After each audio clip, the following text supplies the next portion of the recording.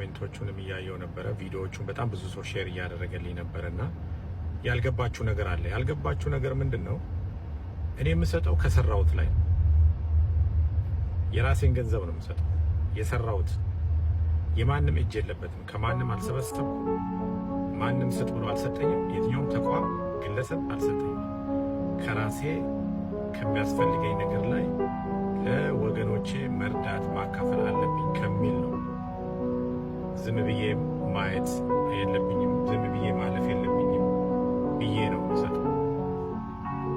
ምናልባት አሰጣጤ ላይ ችግር ሊኖር ይችላል። ችግር ሊኖር ይችላል ማለት ቀጥታ ግለሰቦቹን አግኝቶ መርዳትና አድርስልኝ ማለት ይለያያል። ምናልባት አድራሾቹ ችግር ሊኖርባቸው ይችላል። እሱ በጊዜ ጉዳይ የሚታይ ይሆናል። ብዙ ኮምፕሌኖች ይኖራሉ፣ ብዙ ጥያቄዎች ይኖራሉ። ስለዚህ እኔን ግን ማንም ሰው የመጠየቅ መብትም የለውም። መጠየቅ መብትም የለውም ማንም ሰው ማለት ነው። እኔን የመጠየቅ መብትም የለውም። በቃ ስፍራውን እንደዚህ ነው ብሎ የመጠየቅ መብት የለውም። ምክንያቱም የራሴ ገንዘብ እንጂ የሰበሰብኩት ገንዘብ እርዳታ ብዬ የሰበሰብኩት ገንዘብ አለ። ኮሜንት ላይ አይቻል ፍራውን ሌባ ነው፣ አጭበርባሪ ነው፣ ውሸታም ነው ምናምን የተሰረቃችሁ ሰዎች ካላችሁ መጠየቅ ነው። ህግ አለ፣ ጠያቂ ህግ አለ። ተሰርቀናል፣ ተዘርፈናል፣ ሀገር ተዘርፏል፣ ተመዝግቧል ምትሉ ከሆነ ጥያቄያችሁን ማቅረብ ትችላላችሁ። ከዛ ውጭ ግን ፍራኦል እኔም በተመለከተ የራሴ ገንዘብ 1-2 ብዬ የምሰጠው። ስለዚህ በዚህ ወር የሰጠሁት እኔ 9,600,000 ብር ያለ ማለት ነው። በዚህ ወር እንደገና ቃል ገብታ ሰጠን የማልሰጣቸው ሰዎች አሉ። በጣም ውሸት የተደራጁ ጥያቄያቸውን እኔ ልሰጥ ካልኩ በኋላ ውሸት ነው ማገኛቸውን አልሰጥም። የራሴ ገንዘብ አለመስጠት መብቴ ነው፣ መስጠት መብቴ ነው። ማንም ሰው ሊያስገድለኝ አይችልም። ማንም ሰው አለመስጠት መብቴ ነው፣ መስጠት መብቴ ነው። እንደፈለኩ ማድረግ ገንዘቤ ስለሆነ የራሴ ገንዘብ ማንም ሰው እኔን የመጠየቅ መብቴ ነው።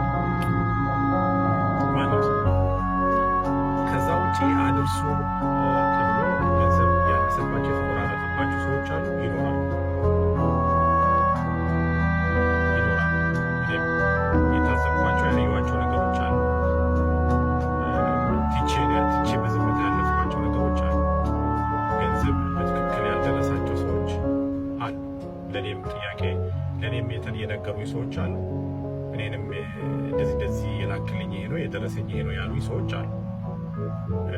ለዛም ነው ዳይሬክት ያቆምኩት ማለት ነው። ስለዚህ እርዳታ የሚያሰባስቡ ሰዎች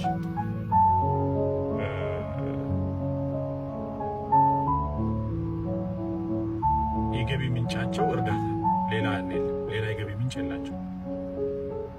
የገቢ ምንጫቸው እርዳታ። ስለዚህ ያስረዳሉ፣ እነሱም ተረጂ ናቸው። ያስረዳሉም፣ እነሱም ይረዳሉ። አንድ ምስኪን ሲኖር ከዛ ምስኪን ጋር አብረው የሚረዱ ናቸው። ተረጂዎች ናቸው እነሱ ራሳቸው።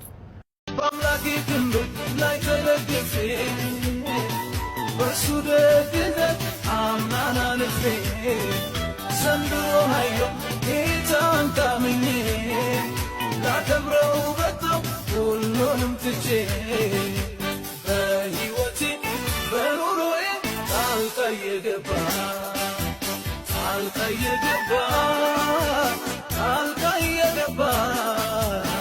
መንገዴን አቀና ጣልቃ የገባ መንገዴን አቀና